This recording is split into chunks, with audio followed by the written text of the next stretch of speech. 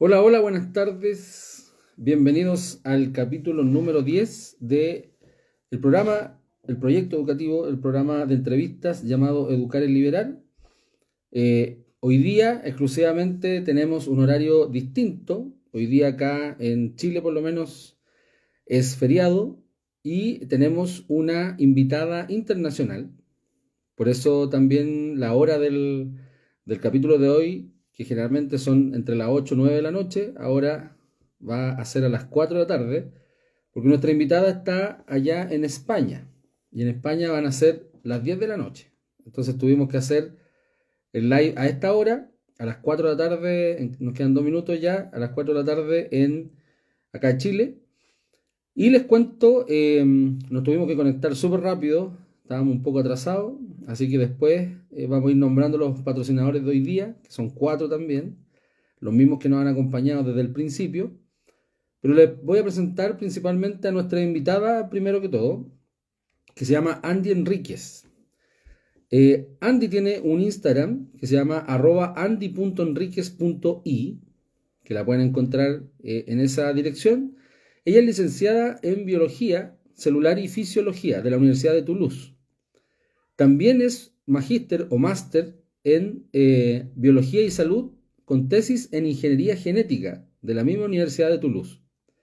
Es certificada en secuenciación genética, terapias genéticas e inmunoterapias en Harvard Medical School. Y actualmente estudia otro máster en física médica en la UNED, que ahí también le vamos a preguntar dónde queda y por qué está haciendo eso.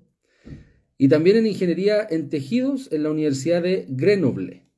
Entonces nuestra invitada tiene hartos estudios científicos, principalmente de base es bióloga y bióloga celular, por lo que de ahí en adelante han venido varios estudios que son súper importantes que de alguna forma los conozcan todas las personas que quieran irse por la línea más científica, como por ejemplo biología, química o física. Ahí pueden tener un ejemplo en Andy que también trabaja con las redes sociales y tiene bastante público, más de 800.000 en TikTok, más de 100.000 en Instagram. Así que vamos a hacer un live para saber cómo fue este proceso educativo principalmente, porque ella es mexicana y que está en Europa actualmente. Así que vamos a ver si está Andy conectada. Mientras tanto, estamos saludando a los que se han ido conectando ahora, que tenemos un live mucho más temprano de lo habitual acá, por lo menos en Latinoamérica, porque nuestra invitada actualmente está en España. Le vamos a escribir acá. Vamos a ver si está. Ya son justo las 4 de la tarde acá en Chile, las 22 horas en Madrid, donde está ella. Vamos a escribirle acá un WhatsApp, a ver si que se conecte.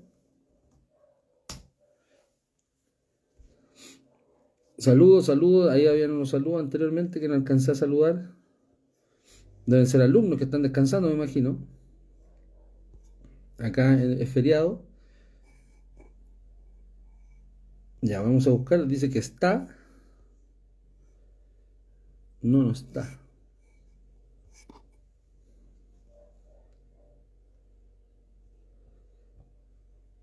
Vamos a... Le voy a mandar un audio. Tienes que conectarte al live, Andy. Ya, vamos a ver si lo escucho ahí. Mientras tanto, como les decía, tenemos la polera que tengo ahora es de la tienda científica, la polera de los elementos químicos, por si les gusta, es uno de nuestros patrocinadores. Ya, ahora se va a conectar. Ya, ahí la vimos. Ahí recién vimos que se conectó ahí en el live Andy y ahora le vamos a mandar una invitación. Ahora Andy tienes que aceptar.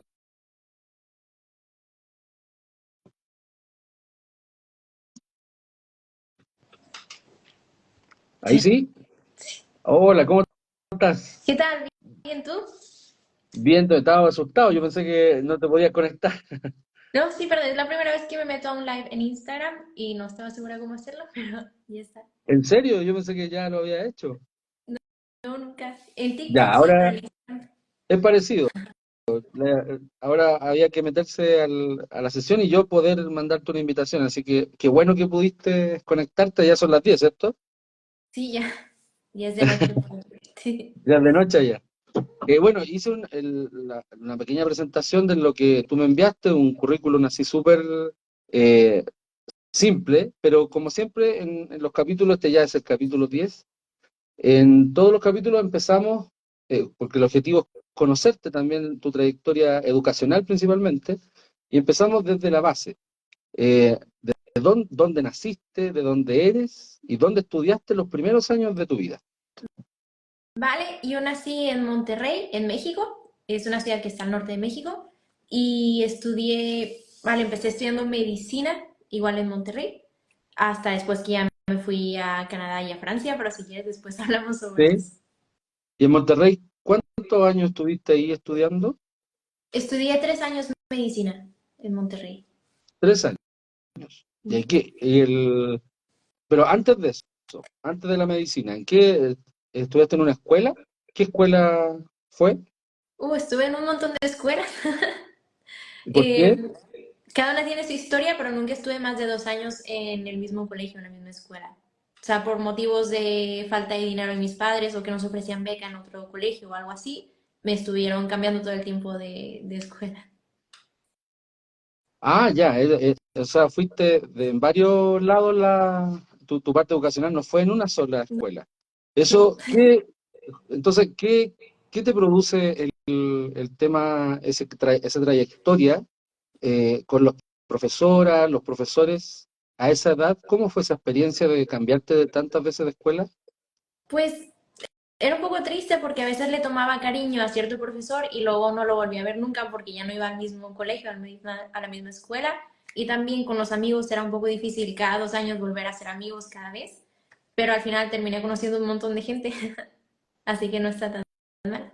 Y en, Y estuve en distintos estilos de escuelas también, o sea, estuve en colegios constructivistas, tanto constructivistas como no constructivistas, y creo que puedo comparar un poco los dos estilos de educación también. y eso de alguna forma te ayudó, te llevó a que te gustara la ciencia desde pequeña. Pues uno de los colegios donde estuve, que era constructivista, sí que alimentaba mucho la curiosidad de los estudiantes y despertó bastante esas ganas de estar haciendo preguntas y contestarlas. Y no le ponían límite a las preguntas de los alumnos. O sea, había estado en otros colegios en donde tú preguntabas algo científico y se podían hasta burlar de ti los profesores, pero en los colegios constructivistas era como, vale, qué bueno que preguntaste esto, vamos a investigar juntos y te llevan de la mano a encontrar soluciones científicas a tu pregunta. Así que en ese sentido creo que es bastante inspirador también. Eso fue en primaria. ¿En secundaria se repitió algo similar También. también? ¿Y cómo fue en la parte secundaria ya que ya entrevisté a personas de México y me contaron más o menos cómo era el proceso? Entre los 14 y 15 años, más o menos, uno siempre está como preguntándose al menos qué es lo que podría estudiar más adelante. ¿Te pasó algo similar? Sí, pero yo como desde muy pequeña quería ser científica, mi idea siempre fue algo relacionado con ciencia. O sea, no tenía una idea específica, estaba como entre medicina e ingeniería, algo así, pero mi idea siempre fue estar en un laboratorio. Y pero eso es algo que fue natural o de alguna forma fue inspirado por algo. Fue bastante natural, o sea, desde pequeña leía muchos libros de los animales y de cómo funcionaban los refrigeradores y cosas así. Me da mucha curiosidad cómo funcionaba todo, desde la biología hasta la física. Y mi abuelo, el padre de mi madre, alimentó mucho eso también porque se ponía a explicarme el electromagnetismo desde que era pequeña o se ponía a hablarme de Platón o de cosas así súper intelectuales que para una niña normalmente no escucha ese tipo de cosas. Y la familia de mi abuelo en general me inspiró bastante para dedicarme a la ciencia. Eso, mira, eso es un dato que igual es súper importante porque la idea de esta entrevista, que también ahí estuvieron preguntando si iba a quedar grabada, es justamente que personas jóvenes principalmente que están con esta duda de qué querer estudiar, cómo hacerlo, sin tener en su familia, sin tener en la casa como alguien que te pueda ayudar, ejemplo que pueden ver en ti. Por eso las preguntas que yo te hacía para que más o menos los jóvenes que están mirando ahora y que van a ver este video se vayan diciendo, ah, me pasa algo similar. Acá por lo menos en mi estudiante, la mayoría, no tiene ese ejemplo de casa y que tiene una costumbre más intelectual. ¿Qué, qué crees tú que actualmente podrían hacer los jóvenes cuando no tienen ese como respaldo, ese respaldo intelectual? ¿Dónde podrían encontrarlo? Bueno, creo que la gran ventaja del Internet es algo que pueden aprovechar ahora. Hay muchísimo contenido de divulgación, o sea, los videos que yo hago, por ejemplo, están bien, pero hay gente que lo hace mucho mejor que yo. Los tuyos, por ejemplo, son muy buenos. Y hay gente que hace divulgación de todos los temas científicos que te puedas imaginar, incluso también de letras y de filosofía. Así que creo que aunque no estés en una casa o en un ambiente muy intelectual, puedes encontrar gente como tú en Internet. Sí, porque en verdad tú, tú sabes, sabemos, el Internet tiene hartas cosas buenas y al mismo tiempo hartas cosas malas. Entonces, como el filtro es súper importante para, de alguna forma, esclarecer a los jóvenes principalmente qué es lo que podrían estudiar. ¿En qué momento tú dijiste, voy a entrar a medicina? ¿Qué fue lo que te gatilló eso y no otra cosa? Pues bueno, en realidad yo quería hacer investigación científica, pero me ofrecieron una beca que cubría el 100% de los gastos en la Universidad de Monterrey, que es una universidad privada muy cara, y la opción que más se parecía a lo que quería hacer era medicina, pero no era realmente el camino que quería. O sea, lo tuve que elegir porque me ofrecían la beca. Y es una ¿Y gran eso, universidad. por qué te ofrecieron la beca? ¿Porque te fue bien en el colegio? Porque ponían un examen de admisión, fue una mezcla de dos cosas. Ponían un examen de admisión para todos los alumnos que quisieran entrar a la UDEM y yo fui del top 5. Nunca me dijeron exactamente qué calificación tuve, pero al parecer fue muy, muy bueno. Y con eso me dieron un porcentaje y otro porcentaje fue porque mi madre trabajaba también en la universidad. Así que sumando los dos porcentajes me daba el 100% de cobertura de los estudios. O sea, fue una prueba que es específico de la universidad. Sí, pero es típica, o sea, he presentado para otras universidades también y es como de lógica, matemática y de lenguaje. Ah, ya. Sí, porque eso te iba a preguntar, porque acá por lo menos en Chile hay una prueba de admisión que es general para todos los alumnos del país, que se da al mismo tiempo, el mismo día, a la misma hora. Y con ese puntaje se puede postular a todas las universidades que uno quiere. Allá en México es individual. La verdad, o sea, yo presenté el de las universidades privadas. No sé si la universidad pública sea como lo estás mencionando tú, porque no intenté entrar. Y la experiencia de la universidad, desde llegar de secundaria al primer año de universidad, ¿cómo fue ese proceso? ¿Fue muy impactante? ¿Fue distinto? ¿Era lo mismo que estaba haciendo antes? ¿Cómo fue? Pues sí, fue un cambio bastante grande porque el bachillerato que hice, la preparatoria, no sé cómo se llame en Chile, pero es antes de entrar a la universidad, era más enfocado a ingeniería, no tanto a medicina. Entonces llevaba un montón de clases de física y matemáticas y luego pasar a medicina donde no llevaba nada de matemáticas, sí fue un poco un cambio.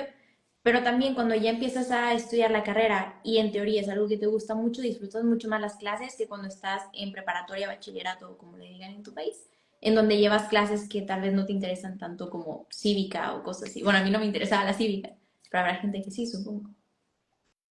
Sí, acá se dice enseñanza media. Media es básica, media, superior. Ese es como el organismo que acá se habla y acá, independiente que sea una universidad pública o privada, uno tiene que dar la prueba igual. O sea, por lo menos en medicina, sobre todo, no existe como una vía exclusiva para una universidad. Entonces, igual es interesante saberlo. Hay hartas personas que a lo mejor creen que es para todos los países iguales, y tú estuviste en ese proceso 3 años. El, ¿Por qué fueron solo tres? ¿Qué pasó? Pues que entre más llevaba ciertas clases tipo biología molecular y cosas así, decía, es que quiero hacer esto. Y yo sé que soy muy torpe y hablaba con compañeros que iban en grados más arriba y también con profesores, doctores, y me hablaban de cómo cometían errores y perdían la vida a ciertos pacientes por culpa de sus errores. Y yo decía, es que a mí me va a pasar, o sea, no confío lo suficiente en mí como para que una vida dependa directamente de mí y me ponía muy nerviosa estar pensando en eso. cuando empezamos a ir con pacientes en voluntariados y cosas así, yo estaba muy nerviosa de equivocarme y que alguien perdiera la vida por mi culpa. Dije que mejor me voy a saltar eso de mover directamente a investigación. O sea, no podía terminar medicina y luego hacer una especialidad en investigación, pero tenía que haber pasado por estar con pacientes que me pone muy nerviosa, así que mejor dejé medicina y busqué la forma de dedicarme directamente a la investigación. ¿Y como yo leí acá, eh, tú estudiaste licenciatura en Biología Celular y Fisiología, Universidad Sí, de Toulouse, sí, Toulouse 3, correcto. así se llama. Sí, es que hay tres universidades públicas en Toulouse y cada una tiene una especialidad. La tres es la de ciencia y tecnología. ¿Cómo fue ese cambio? Porque igual es como, yo también veo tu perfil, varias veces he visto tus videos, y tú también haces esa como combinación entre la mexicana en Francia. Es como las palabras que se ocupan y la vida que puede ser un latino o una americana en Europa. ¿Qué te llevó a Francia? Pues tenía la madre de mi padre que decía que su familia era de Francia y siempre me estaba hablando de Francia y el padre de mi madre que su padre había estudiado en Francia y siempre me hablaban como de las dos partes de la familia, de lo increíble que es estudiar en Francia y crecí pensando que algún día tal vez iré. Y además tenía como los diplomas del padre de mi abuelo que me hablaba de ciencia, que era como del Colegio de Cirugía de París, no sé qué, y yo soñaba con algún día tener como algo así. Mm. Y sí, fue prácticamente por eso, pero también entre que me salí de medicina y me fui a Francia, tuve que trabajar muchísimo, me fui a Canadá también a trabajar y aprender francés. Fueron varios años antes de poder ya lograr irme a Francia. O sea, a ver, estudiaste, te estoy tratando de calcular, Ya. porque estudiaste 3 años Ujú. en México, te fuiste a Canadá a estudiar Sí, ya francés. ¿Cuán- a trabajar. ¿Cuántos años estuviste ahí? Un año y medio más o menos. 1 año y medio. Y después de eso fuiste a Francia y postulaste, O sea, tuviste que dar otra después prueba. volví a México para postular desde México a Francia y ya me aceptaron en el tercer año de Biología Celular y Fisiología, que en Francia son 3 años las licenciaturas y toman en cuenta lo que ya estudiaste antes. Así que me Ah, tomaron en cuenta los 3 años de medicina ya. y entré nada más al último año de Biología Celular. Sí, Ya. porque no me calzaban los tiempos con los títulos. Yo decía, no, pues tú no eres joven, pues entonces ¿cómo va a tener claro, tantos títulos en tan poco tiempo? Entonces te Pero no soy tan joven. aceptaron como convalidando ramos, eso se llama, te convalidaron Sí, ciertos validando. ramos y eso era todo en francés, o también el inglés importante allá, Todo en francés, todo. todo. Sí, porque me lo han preguntado algunos alumnos, porque ¿qué pues, significa estudiar afuera? O sea, ya hay un sacrificio tuyo de por medio de irte a Canadá a aprender Francia, o sea, a aprender francés. ¿Eso fue una decisión tuya consciente de que esto lo voy a lograr para llegar a eso? Sí, y fue un riesgo porque al hacer esto estaba perdiendo la beca en la Universidad de Monterrey y no Exacto. estaba segura de que me fueran a aceptar en Francia. Entonces tuve suerte de que sí me aceptaron porque si no, no sé qué habría hecho.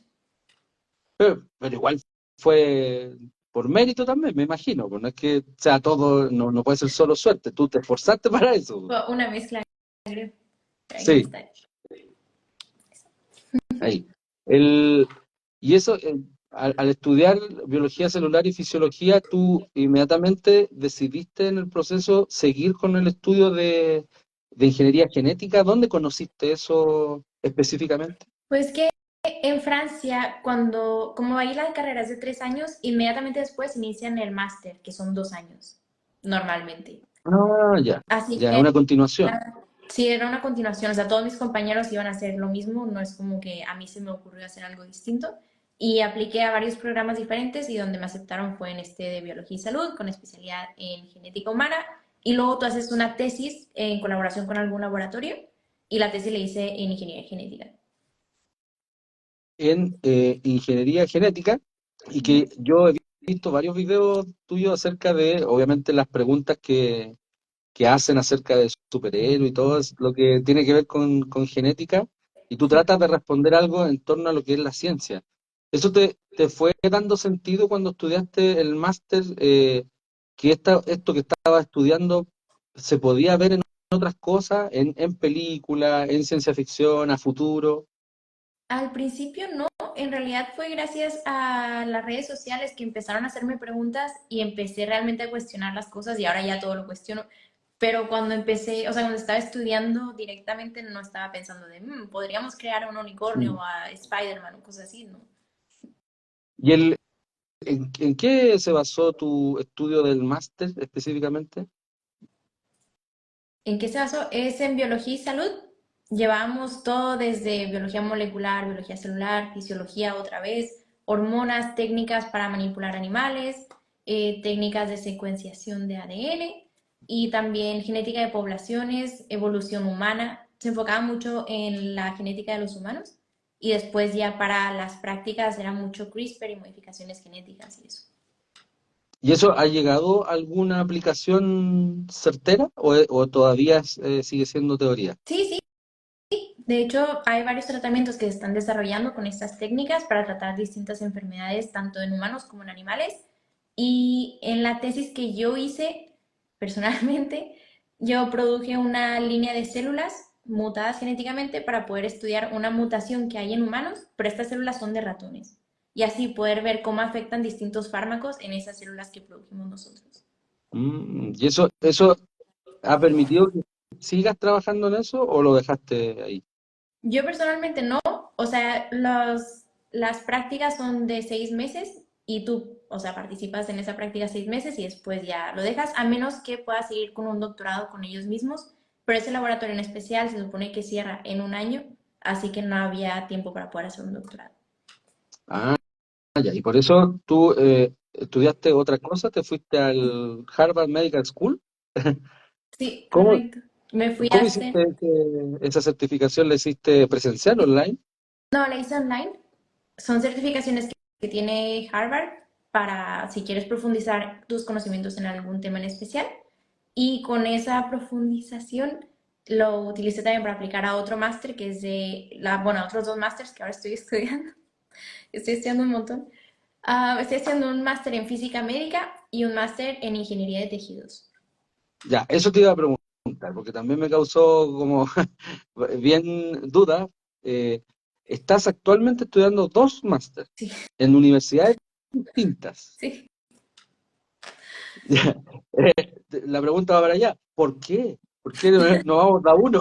¿Por qué tienen que ser los dos? Uf, porque ahora que cuando estaba haciendo la práctica en el último máster que hice, en el primero, la estaba haciendo en París y vivía muy lejos de París y todo el traslado, el transporte que había entre mi casa y el trabajo eran como 2 horas. Y me ponía a escuchar libros, o sea, audiolibros. Y la mayoría de los libros que empecé a escuchar eran de física. Y me gustó mucho más la física que la biología. Así que dije, bueno, ¿cómo puedo dar un paso para hacer el doctorado en algo de física, siendo que yo estudié biología celular y fisiología? Entonces me puse a estudiar esos dos másters con la esperanza de que terminándolos pueda aplicar a un doctorado más relacionado con física.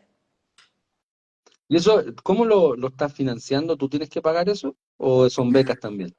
Estuve trabajando al mismo tiempo, estaba trabajando a distancia para una empresa de Estados Unidos que me enviaba también a supervisar muchos laboratorios y eso. Y estuve 2 años con ellos, así que ahorré lo más que pude. Ahorita estoy viviendo de mis ahorros. Espero lograr terminar los másters antes de acabarme los ahorros. Pero ahí va.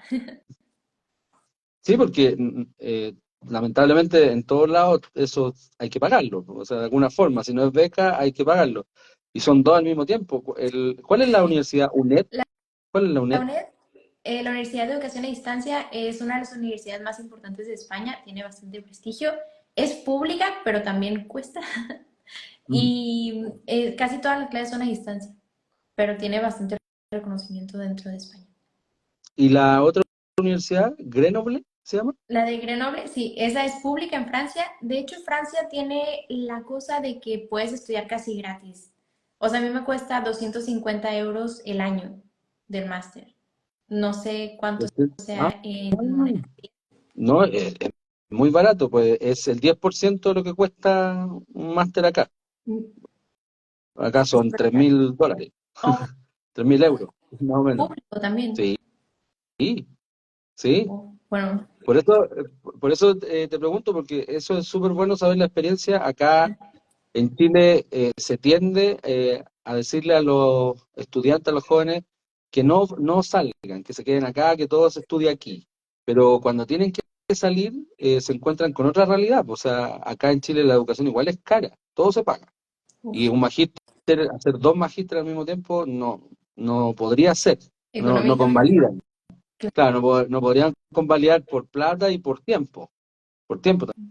Es todo, casi todo presencial, online es bueno, pero todavía están ahí cuestionados algunos, sobre todo en educación y medicina, que no son muy buenos, que fuera 100% online. ¿Y eso a ti te ha generado también beneficios de estar estudiando estos máster? ¿Sabes de que después de esto vas a tener un trabajo, continuar el tuyo? o espero que sí. ¿Pero quieres O sea, este es el tu objetivo. objetivo ese? ¿Estudiar ahí? ¿Dónde? ¿En Francia, España? ¿Dónde quieres quedarte? Mi objetivo, si pudiera elegir, me quedaría en España. La verdad, es muy bonito. Espero ¿En qué que la parte visite. estás ahora? Ahora estoy en Madrid. ¿Pero ahí te quieres quedar? O sea, me quiero quedar aquí. Tengo que ir a Francia de septiembre a diciembre para llevar las clases presenciales del máster en Grenoble y luego intentar hacer las prácticas en Madrid, si todo sale bien. Ah, ya, pero eso en una empresa. Puede ser una empresa, puede ser en una universidad, algún laboratorio público, no tiene que ser una empresa de fuerza. Ah, ya, hay más opciones. Esa es la... Ya, pero tú específicamente después de esto, ¿tú quieres seguir estudiando? Es una de las opciones, o sea, hacer el doctorado no es como tal estudiar, es más bien tener un proyecto de investigación. O sea, ya no haría otro máster después, ¿sabes? Un cuarto máster Claro, ya es demasiado. ya, mucho. Pero depende cómo vaya toda la situación. Si decido que no quiero continuar con doctorado, pues puedo trabajar en una empresa, no hay problema, o en un laboratorio. Ya. Entonces, pero eso es lo que tú estás buscando. Que eso es lo que me importa saber, si es que es obligación, te está obligando a hacer No, eso no, o es lo que tú realmente quieres. nadie me está obligando, es algo que quiero hacer desde hace mucho tiempo. Ah, Pero qué gracias por bueno. preguntar. Sí, Sí. porque en general es difícil cambiar de carrera o cambiarse en el camino cuando uno ya lleva años estudiando. Al final como que uno termina un proceso para terminarlo nomás. Pero la idea es que tú estás pensando conscientemente eso es lo que tú quieres hacer, investigación en genética. Sí, o biofísica. Te está gustando la física de más grande ahora. Sí. Que, eso igual me gustaría saber, ¿por qué te empezó a gustar más la física? ¿Antes te la enseñaron de otra forma? No, empecé a escuchar muchos libros de física. Desde pequeña mi abuelo me hablaba mucho de magnetismo y electricidad y eso, pero recientemente empecé a escuchar muchos libros de física y me despertó demasiada curiosidad y la biología ya no tanto. O sea, no digo que no sea interesante la biología, claro que lo es, pero me está empezando a aburrir un poquito y la física no, la física es como todo nuevo, todo muy elegante, muy mágico, no sé. Y pues eso, me quiero dedicar más a la física que a la biología, si se puede. Sí, yo creo que se puede. Sí.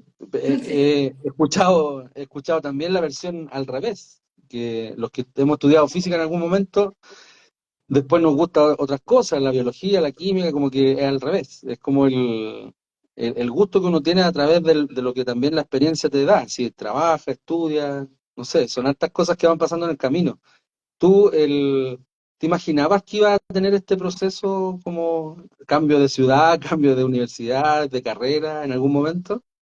No, o sea, sí de pequeña soñaba con ser científica y con irme a Francia y eso, pero no pensé que fuera a llegar tan lejos. O sea, tenía muy poca esperanza, la verdad.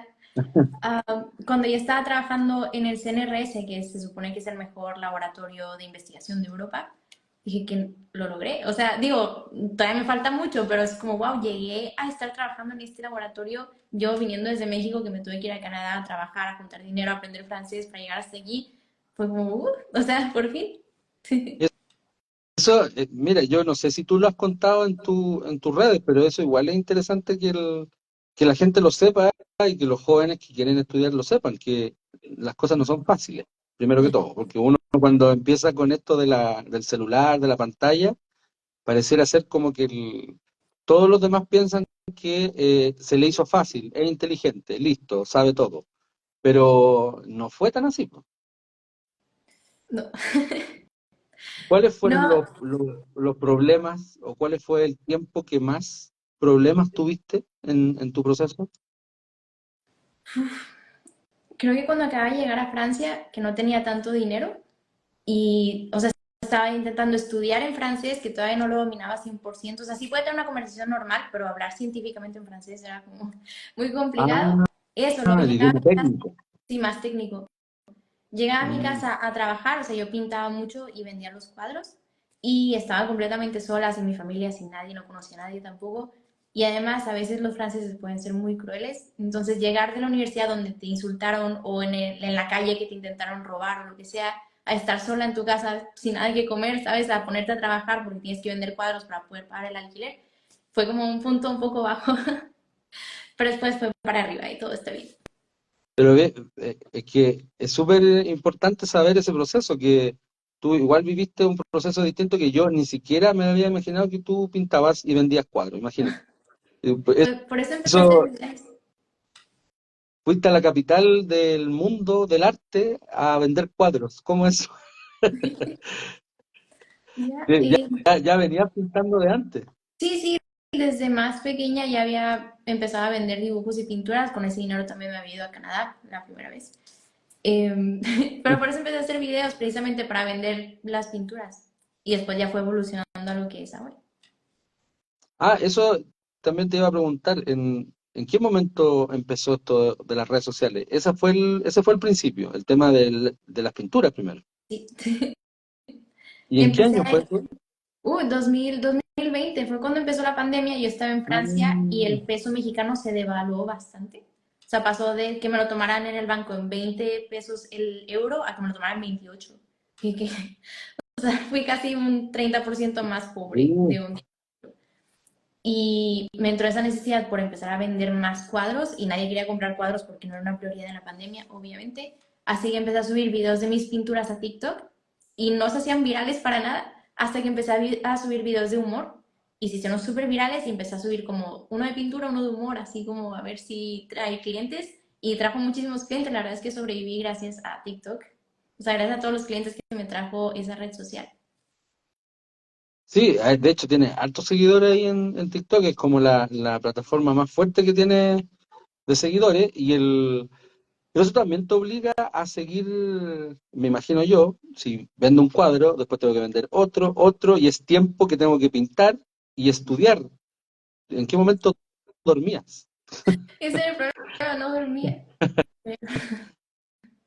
Pero está bien, no pasa nada. O sea, es una brecha en la que sabes que vas a tener poca vida social, pero que tienes que enfocar por tu futuro y creo que ha valido la pena. Sí, porque eso, igual yo encuentro que fuiste súper valiente en hacer eso. Yo no sé si acá en Chile, la mayoría que hemos pasado esto, la cultura chilena no es como de ser tan arriesgado, irse solo a otro continente, ni siquiera a otro país, otro continente con otro idioma en pandemia. O sea, fue una locura, pero estabas persiguiendo el sueño de alguna forma, ¿o no? Sí, correcto. Y ese sueño igual ahora está como, ¿te has sentido mejor, mucho mejor, así, diciéndote a ti misma, me imagino, así como, ¿estás haciendo las cosas bien o no?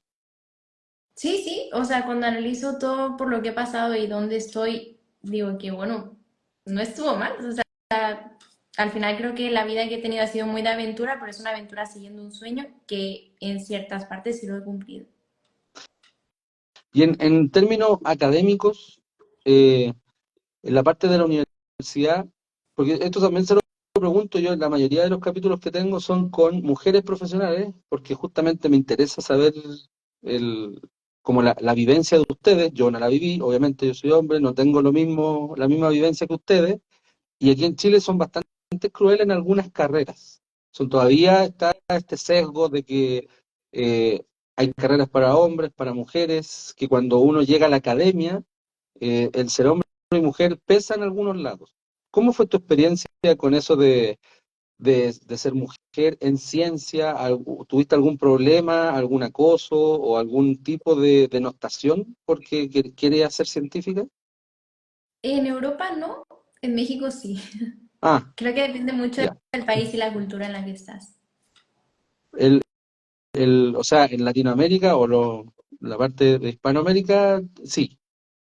O ¿Qué es lo sea, que te dijeron ahí? ¿cómo, perdón?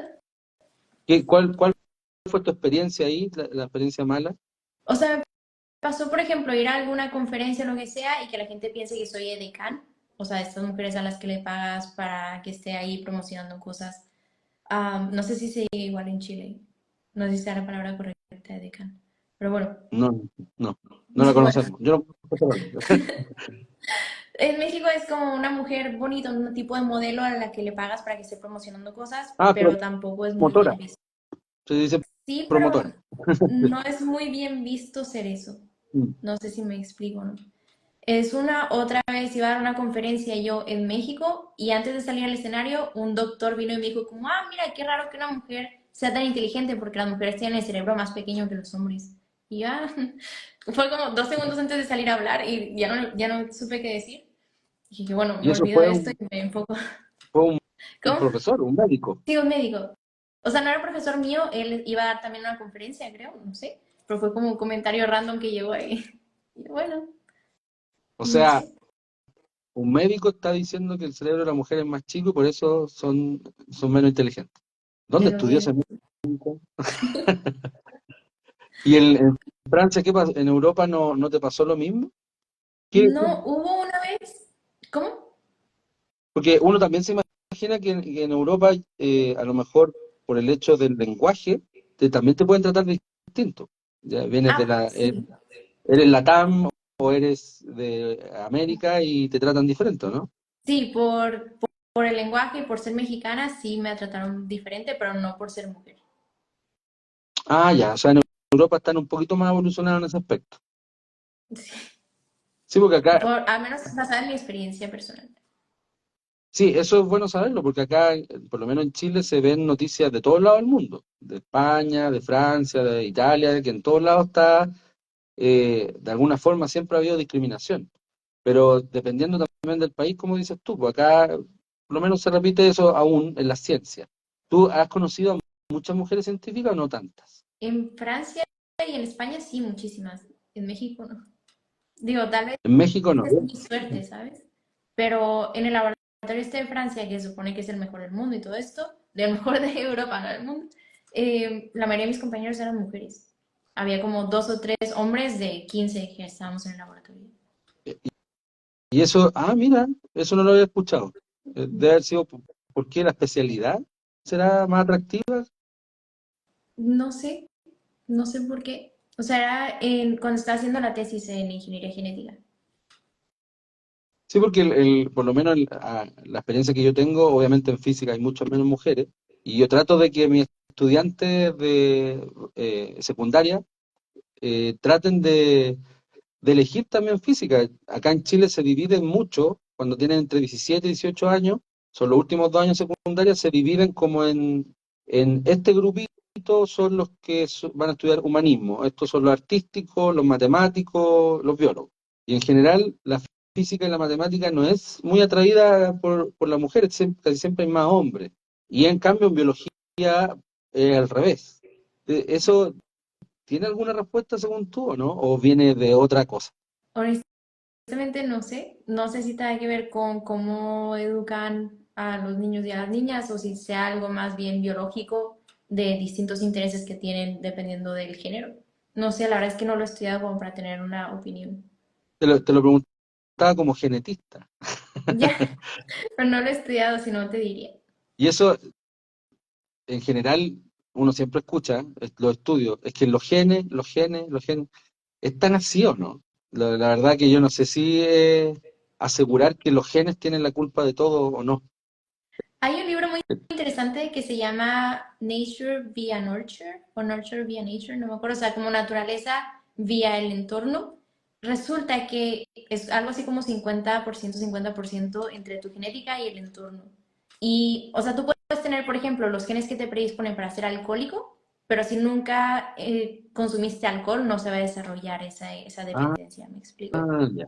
Entonces sí hay mucha responsabilidad de los genes en ciertas cosas, pero también hay mucho otro que es tu propia responsabilidad y depende de las decisiones que has tomado en tu vida. O sea que la parte genética es como, se podría decir, la base que uno tiene, pero la experiencia va como activando ciertas cosas. Exacto, es Y correcto. eso, en México, en comparación con lo de Europa, eso es un asunto general. O sea, ¿siempre todos tienen esa misma opinión o hay científicos que opinan distinto?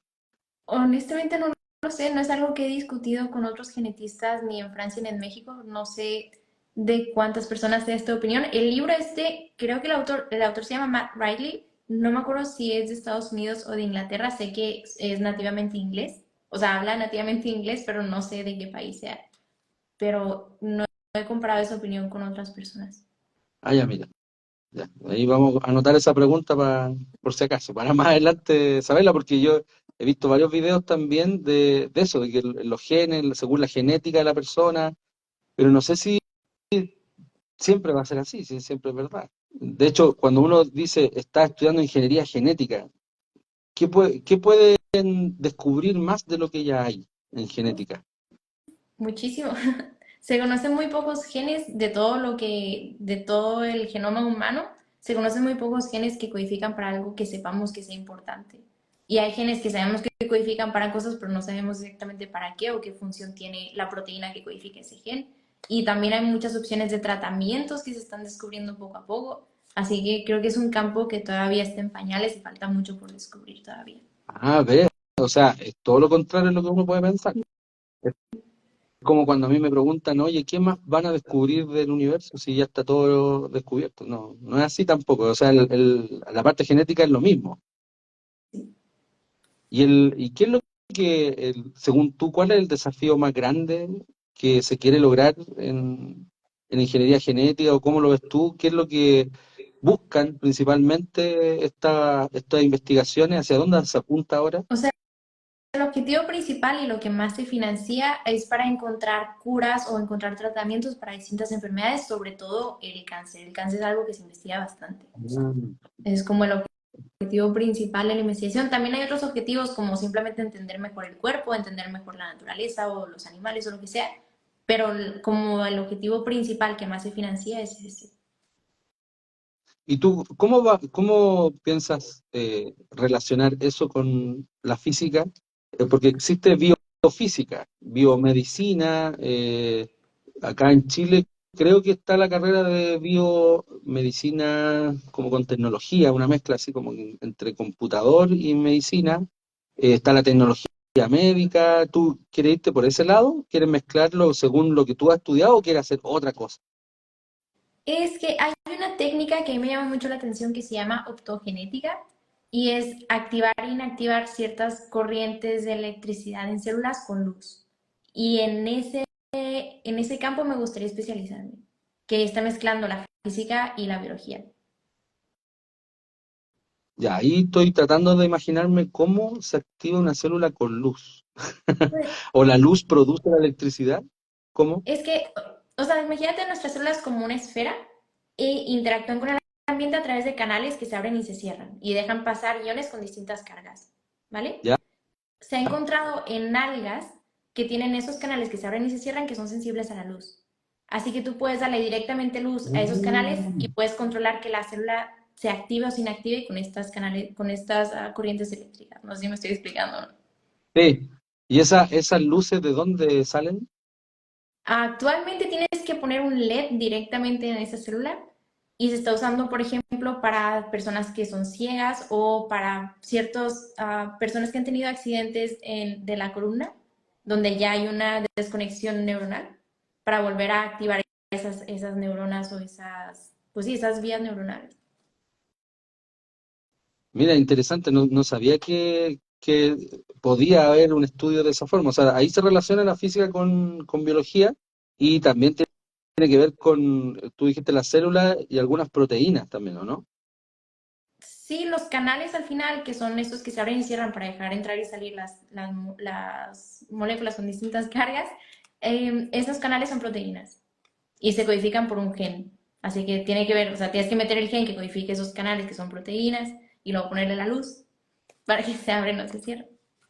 O sea, el cuerpo humano eh, tiene las herramientas para poder curar, pero le falta esa ayudita, ¿o no? Sí, bueno, o sea, el cuerpo humano tiene las herramientas para producir los canales en general, que se abren y se cierran para dejar entrar y salir las cargas y poder hacer los cambios eléctricos en las células. O sea, cada vez que contraes un músculo, por ejemplo, está habiendo un intercambio eléctrico entre tu célula y el entorno. O cada vez que tienes un pensamiento también, cada vez que tu corazón late, cuando ves como electrocardiograma, lo que está Mm. midiendo son esas entradas y salidas de la electricidad en las células.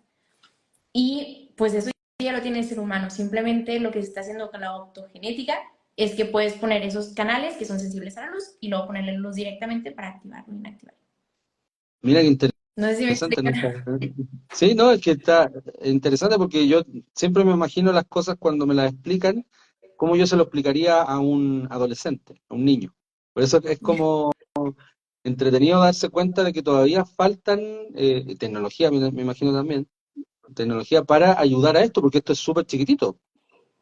Sí, Un LED, yo me imagino un LED grande, pero un LED es muy chiquitito y eso tiene una tecnología de otro lado. también. Sí, es un ¿Y eso, conjunto con ingeniería también que tuvieron que haber hecho ese LED específico. y en qué parte del mundo la ingeniería genética o lo que se estudia en genética es en Francia lo más importante o en otros países también? Depende de para qué. Por ejemplo, hay un instituto en Suiza que está haciendo eso de la optogenética para devolver la movilidad a pacientes que están paralíticos, pero es como un laboratorio específico en Suiza. Y luego hay otro que creo que está en Suecia, Mm. que está imprimiendo tejidos, que está imprimiendo córneas y otros tipos de órganos o pedazos de órganos también. Y luego está en Estados Unidos también hay muchas, pero empresas más bien privadas, que son súper caros después los tratamientos con ellos. Ellos están desarrollando, por ejemplo, Luxturna, que es una terapia genética para devolver la vista a pacientes que tienen cierto tipo de ceguera, pero es carísima esa terapia, cuesta creo que $2 millones una inyección en cada ojo. Entonces, depende de qué parte te vas, tienen diferentes especialidades. Mira, uno no podría pensar que tan caro debe salir todo eso, pero eso está asociado, me imagino, que los costos a todo el trabajo que se hace para llegar a eso, de la tecnología. Sí, pero también pues hay gente que es muy avara. Eso te iba a preguntar, ¿también hay como una especie de control en ese tipo? Porque si yo encuentro una cura de algo, ¿será conveniente decirle a todos que encontré la cura? Creo que depende mucho del país. O sea, Estados Unidos, claro que lo vas a hacer tú privado y vas a querer monetizar bastante lo que has descubierto, pero puede ser que si es algo, por ejemplo, en Europa, que son un poquito más, pues que es el gobierno el que financia ese tipo de cosas, es más probable que tú no ganes tanto con ese descubrimiento, sino que sea algo que sea accesible para todos y realmente ayude a los demás. Pero te digo, depende mucho de la institución y del país en donde estás. Y en México, ¿cómo es esa industria? ¿Existe o no? La verdad es que no sé, porque nunca he trabajado en México ni he estudiado ese tipo de situaciones en México. En especial, sé que el gobierno ha recortado recientemente muchos fondos de investigación, pero fuera de eso no sé cómo funcionan las empresas o los organismos en general. Entonces no es posible que vuelvas a México, así como a trabajar. No creo, o sea, tengo un sueño dentro de 10 15 años de volver, ya que sepa más sobre las terapias genéticas y todo esto, y volver y ver la forma de darlo de forma accesible o gratis a las personas que no lo van a poder pagar, porque creo que conforme se va a ir avanzando, esos tratamientos van a ser muy caros. Pero entiendo que es un sueño bastante imposible y que hay que pagar el equipo y hay que pagar a los médicos que van a hacer esas terapias y todo esto. Tengo 10 15 años para descubrir si se puede hacer o no, pero ojalá que sí se pueda. Hay hay harto que hacer todavía, sí, porque también en la parte científica en esta parte del mundo, siempre uno ve la otra parte del mundo, que allá están como los mejores lugares para trabajar y para desarrollarse y después a lo mejor volver. ¿Te pasa eso de especializarte como en lo mejor que puedas y después llegar a donde naciste y solucionar algo? eso, o sea, me gustaría volver para solucionar si es que se puede, pero te Mm. digo, ya en 10 15 años, en los próximos 10 15 años yo creo, si todo sale bien, me quedaría en España, si todo sale bien. Y todo sale bien, sí. Y es y que eso es lo importante, porque en general los países de acá, de Latinoamérica, eh, faltan especialistas porque, claro, pues, cuando te va yendo bien en una industria y tú tienes un trabajo que te pagan mejor, obviamente te va a quedar ahí. Pero si uno también quiere volver a la parte del origen, ¿no te llama esa atención de enseñarle a otros también? Ahí te pregunto, llama la parte educacional. ¿Te tinca, tinca es una palabra chilena? ¿Te, pa- te, te ha pasado por la mente decir, ya, esto también lo quiero enseñar? Pues sí, pero creo que cubro esa necesidad con los videos. O sea, no siento la necesidad de volver a México para ser profesora, por ejemplo. Ah, ya, no está eso de querer enseñar de forma presencial, todavía. No, todavía no tengo ese sentimiento. No sé si llegará algún día. ¿Y cuál fue hablando también de las redes, cómo fue lo más difícil que tuviste que aguantar, o todavía, en tema de las redes sociales? ¿Ha estado muy difícil el tema del trato? No, en general tengo mucha suerte. Creo que me siguen personas muy inteligentes, buena onda, pensantes. O sea, me gustan mucho las preguntas que me hacen. Siempre son preguntas inteligentes. He tenido alguna vez algún momento en el cual he cometido algún error y sí que lo he sentido, o sea, sí he recibido mensajes de odio y así, pero por lo general me ha ido bastante bien. O sea, creo que tengo mucha suerte con mis seguidores. Son muy lindos. Que bueno, te pregunto porque igual hemos tenido experiencias de todo tipo. Bueno, y de hecho, lo que más se repite aquí en los comentarios, algunas preguntas interesantes, pero la mayoría dicen que eres bonita nomás. Y eso también debe ser Ay, como, gracias. igual debe ser como en algún momento muy repetitivo, pero también es bueno conversar otras cosas. El hecho de las redes sociales te ha llevado también quizá a que de algunos lugares, universidades, profesores o científicos te han contactado. Sí, ya he dado conferencias en varias partes también gracias a las redes sociales y se supone que estoy escribiendo un libro también con una editorial científica sobre genética y todo esto ha sido gracias a las redes sociales. Y también me han dicho algunos profesores de universidad que ponen mis videos en sus clases para explicar cosas y no sé, me da como mucho gusto.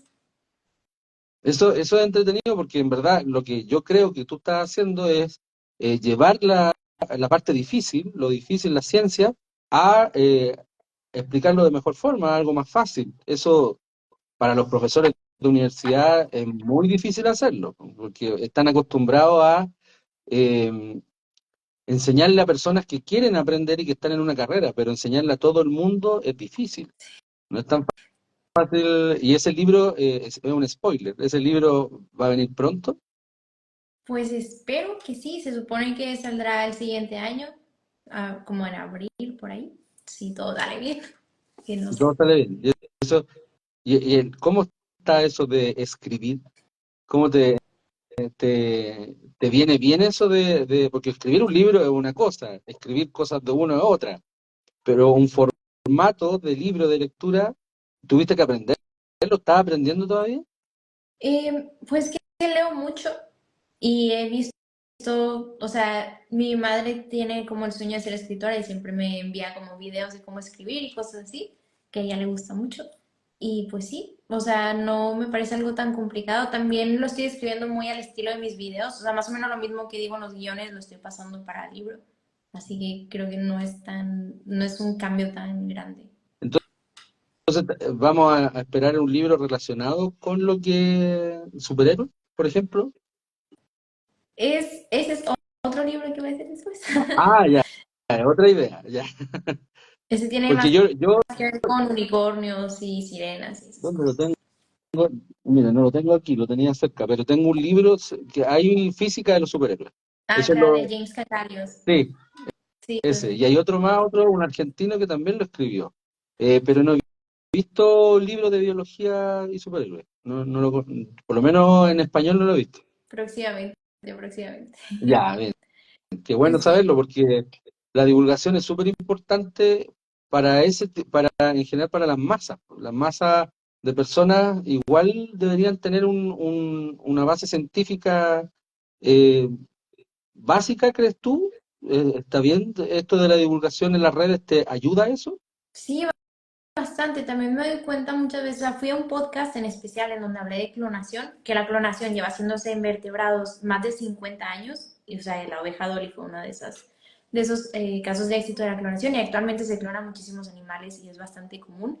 Y lo dije en un podcast que no tenía que ver con mis redes sociales, pero la cantidad de insultos que recibió ese podcast porque yo dije que se podía clonar fue increíble. Dije, wow, o sea, Wow. eso es lo que lleva haciendo hace 50 años y la gente no sabe y piensa que es algo del futuro y que es ciencia ficción cuando no lo es. No sé, como que creo que hay una gran necesidad de tener acceso a esta información que al final la clonación no es algo tan complejo. O sea, creo que Mm. debería enseñarse también en, no sé si en secundaria o en qué nivel, pero debería enseñarse este tipo de cosas también. Y eso, el que me acordé cuando apareció Santa Olaya, que hizo lo contrario a ti. Él es europeo y se fue a México. Ahora está viviendo en México. Él también cuando empezó a decir que hay partículas que viajaban en el tiempo, también fue como, ¿qué? O sea, hay cosas que siempre nos han dicho que no se pueden hacer y la ciencia ahora dice que se puede. O sea, lo de la clonación no es que se clonen humanos como en las películas. Ujú. La palabra clonación tiene otro significado, ¿o no? Ah, perdón, no sé si me Sí, lo estabas preguntando o estabas diciéndolo. no, Eh, no, que tiene otro significado la clonación. Sí, o sea, puedes realmente, yo te puedo clonar a ti, en teoría no es legal. En Estados Unidos es legal clonar a una persona a nivel embrionario. O sea, puedo hacer un Ah, embrión tuyo. ya, Mientras no lo ya, implantes en el útero de una mujer y se vuelva un bebé, sigue siendo legal, ¿vale? ya, ya. Esa es Pero, la... Porque que la población cree que se clonan humanos completos, así como un refrigerador abren no, y no. sale un humano. O sea, tienes que crear un embrión que es el clon del original, implantarlo en el útero de una mujer y esperar 9 meses. Y 9 meses después, si salió bien el embarazo, nace un bebé clon del original que no tiene la memoria del original. O sea, es genéticamente igual a ti, es como un hermano gemelo que nació muchos años después. Pero sí se puede. Pero no es que Ya. están en un tubo ahí flotando los Sí, clones porque eso, completos ya adultos. no, es que bueno, hay tantas cosas que la población eh, cree que es, pero no es. Todavía hay personas que creen que la Tierra es plana y muchas cosas. Claro. Eh, Eh, aprovechando los últimos minutos para englobar más o menos la entrevista, agradeciendo tu tiempo también, porque en realidad la idea era conocerte un poquito más, distinto a lo de los videos, que la gente también conozca tu trayectoria y que también a lo mejor jóvenes, mujeres y hombres que quieran estudiar algo científico se sientan identificados con tu historia también. ¿Tú qué, si tuvieses en estos momentos, estuvieras con 40 jóvenes, como lo que hago yo todos los días, y tuvieras que decirles algo respecto a lo que es su futuro y elegir una carrera científica, ¿qué les dirías, qué consejos les dirías para que pudiesen llegar a ese sueño de ser científico? Bueno, primero que investiguen bien qué es lo que les hace feliz de la ciencia para que tomen el camino correcto y que se esfuercen por lo que quieren lograr. O sea, la vida en general no es fácil y está bien. O sea, es mejor elegir el camino difícil cuando eres joven y después tener un camino más fácil que elegir el camino fácil cuando eres joven y después tener una vida difícil. No sé si me estoy explicando, ¿no? ¿Sí? Y, Pero que, es, y cuando lleguen a la universidad, pues depende de qué país están. No, pero que se esfuercen, que realmente tomen, que aprovechen, que tomen en cuenta el trabajo de los profesores y de los que han planeado su educación, o sea, los que han planeado el programa de estudios que están cursando y que aprovechen lo que están llevando y sí estén dispuestos a aprender. Muchas veces vas a clase como para ya asistir solamente o para porque tienes, te obligan a hacerlo y no estás realmente enfocado en aprender. Así eso, que aprovechen el trabajo de los demás, de los profesores, de los catedráticos y puedan enfocarse en lo que es importante, que es el aprendizaje. por eso qué bueno que lo dice ahora. Y, invito a todos los que están ahí preguntando eh, que te hagan esas preguntas y tú puedas quizás hacer videos de eso, que no solamente te hagan preguntas de lo mismo, porque hay preguntas súper interesantes que han salido, que si recomienda hacer Sí, un máster, dónde, por qué estudiar una cosa después otra, o al final uno nunca termina de estudiar, si es cierto eso o no, pero al final me imagino que el hecho de que sea entretenido, que te haga feliz haciendo lo que haces, te motiva mucho más. O sea, en verdad, por eso se llama este programa Educar es Liberar, pues yo por lo menos creo eso, creo que si tú estudias lo que quieres estudiar, te das cuenta que más encima te gusta, que te va bien, que eres bueno, o sea, se juntan todas las cosas para que tú seas feliz. Y la última pregunta que te hago, ¿eres feliz actualmente? sí, bastante. Ya, eso es importante, para que la gente no crea que es todo está como Súper. todo pauteado, es un guión. No, sí, sí, soy muy feliz. Quiero agradecer tu tiempo. Gracias por responder las preguntas. A lo mejor no te habían hecho estas preguntas en algún momento. Entonces, es difícil cuando, quizás cuando uno se hace un recorrido en la vida, porque uno está acostumbrado a responder cosas más científicas, más del otro. Así que agradezco tu tiempo y también te felicito por tus redes, porque en verdad yo también he aprendido mucho de tus videos y también me dan ganas como de estudiar un libro, ese mismo libro que te decía de superhéroe y biología no lo encuentro. Me gustaría que viniese pronto y también agradecer por ese carisma que tienes tú de juntar dos culturas, en México, Francia, que eso también es entretenido. Ay, muchas gracias. Gracias por tus palabras y por la invitación y por todo. Qué bonito proyecto estás haciendo también. Muchas gracias. Así que ahí estamos en contacto. A todos los seguidores, todos los que escucharon ahí, ya pueden buscar este video en YouTube si se lo perdieron. Lo vamos a subir a YouTube y también te lo voy a compartir a ti para que lo puedas subir a tus redes. Vale, perfecto. Muchas gracias. Sí. Y descansa, porque allá ahora son las 11 de la noche. Así que descanses. Saludos, chao, chao. Chao.